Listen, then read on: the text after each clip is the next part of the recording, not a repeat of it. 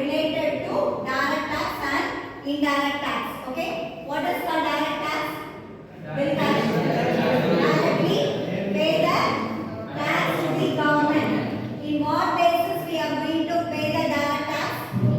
Based upon the income. Okay, that is individual person's income, or in case suppose if you are taking it as a company's profit, based on that money we have to calculate the tax.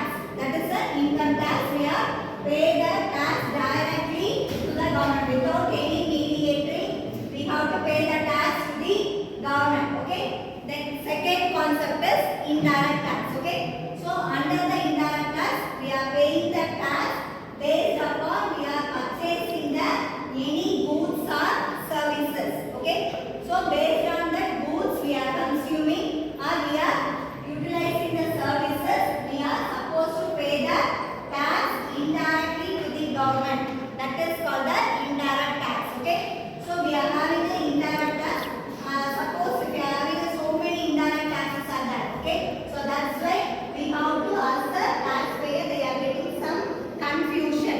That's why they have to name under the concept of one symbol umbrella, that is called the GST. We have to introduce as a GST on the basis of number of the indirect taxes. Okay. So these are not only we have to discuss earlier in unit 1. Okay. Next unit 2.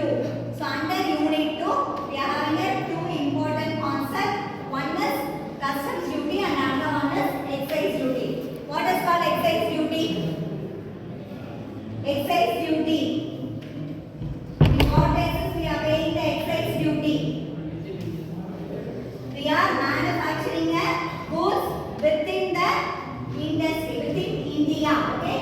Suppose if any person they are manufacturing goods within India. Okay. So within India manufacture பண்ணா அந்த மாதிரி இருக்கக்கூடிய goods வந்து we are supposed to pay the tax. That is called the excise duty. What is called customs duty? Customs duty, we are supposed to send our goods either the import or export. Okay. So at that time we have to pay the tax. That is outside the India.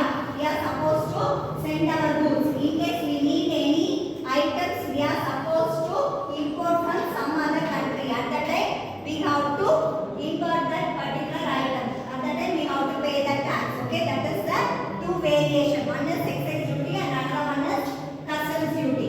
So excise duty within India you are supposed to manufacturing a goods. At that time we have to pay the tax.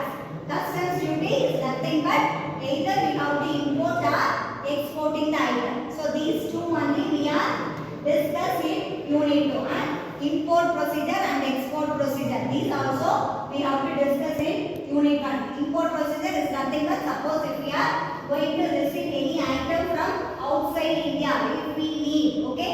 நமக்கு ஏதாவது ஒரு items தேவைப்படுது அப்படினா we are supposed to receive the item from outside India.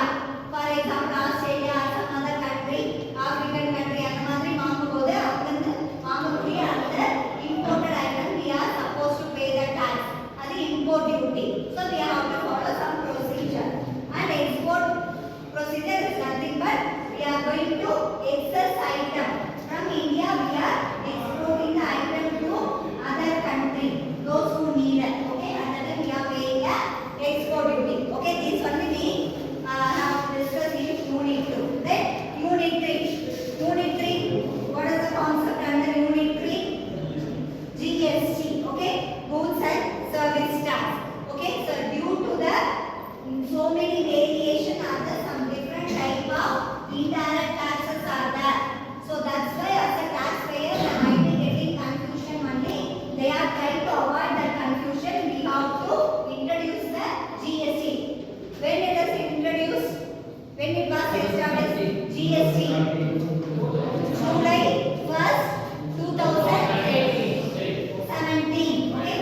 July 1st, 2017 only we are implementing the GST concept. What is the purpose we are implementing?